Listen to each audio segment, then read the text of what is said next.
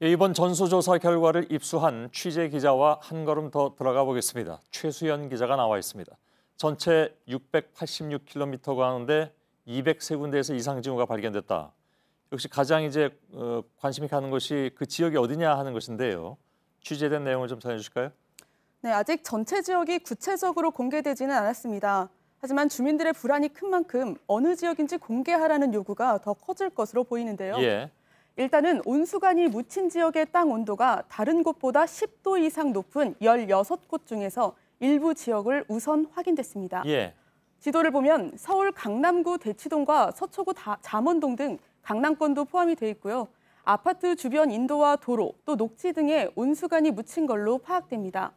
경기도에서는 고양시 대화동, 그리고 분당구 순회동에 아파트와 근린공원 등이 포함됐습니다. 앞서 백석역 사고가 난 뒤 일기 신도시 온수관이 낡아서 위험하다는 우려가 있었는데 실제로 이상 징후가 나온 겁니다. 예.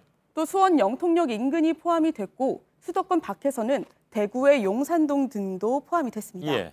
그러니까 인구가 밀집되거나 이동 인구가 많은 곳, 그래서 더 걱정스러운 부분이 있는데 바로 보수에 들어가야 될 것 같습니다. 여기가 다른 지역보다 이 지표면 온도가 10도 이상이 높다는 거잖아요. 어떻게 조치를 하고 있습니까? 네, 우선 이 16곳에 대해서는 즉시 땅을 파는 그런 정밀 검사에 들어갈 예정입니다. 예. 이 중 3곳에 대해서는 일단 땅을 파내는 작업이 진행 중이고요. 11곳에서는 땅을 파기 위한 작업을 신청해 놓은 상황입니다. 예. 나머지 2곳은 복구 작업을 마쳤습니다. 이미 복구를 마친 것도 있긴 있군요. 그 2군데는. 그래서 실제로 땅을 파서 봤더니 상태가 어떻다고 합니까? 네, 먼저 고양시 대화동의 경우에는 땅 온도가 15도 정도 높은 지점이 있어서 굴착 작업을 해봤더니 실제로 물이 새고 있었습니다. 예. 그래서 온수관 교체 작업을 진행을 했습니다. 다만 서울 서초구 반포동에서는 온도가 12도 정도 높은 지점이 있었지만 파보니까 물이 새지는 않고 보온재가 손상된 것으로 파악됐습니다. 예. 그러니까 사실은 다 위험 잠재 지역이었던 것은 맞다는 얘기잖아요, 그죠?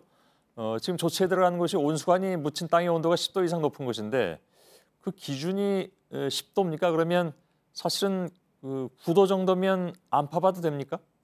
아닙니다. 온수관 측은 일단 3도 이상의 차이가 나면은 이상 징후가 있다고 보는데요. 예. 이거는 자체적으로 마련한 기준이라고 합니다.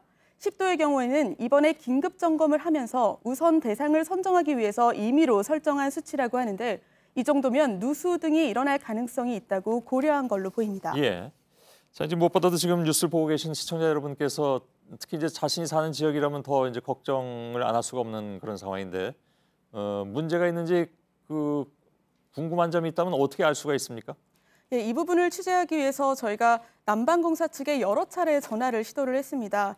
일선 부서에서는 이 지역을 공개할지 여부는 홍보팀과 논의를 해야 된다라고 얘기를 했는데요. 예. 그래서 저희가 홍보팀과 전화를 한 결과 아직 전수 결과를 받지 못했다고 이렇게 답변을 받았습니다. 예.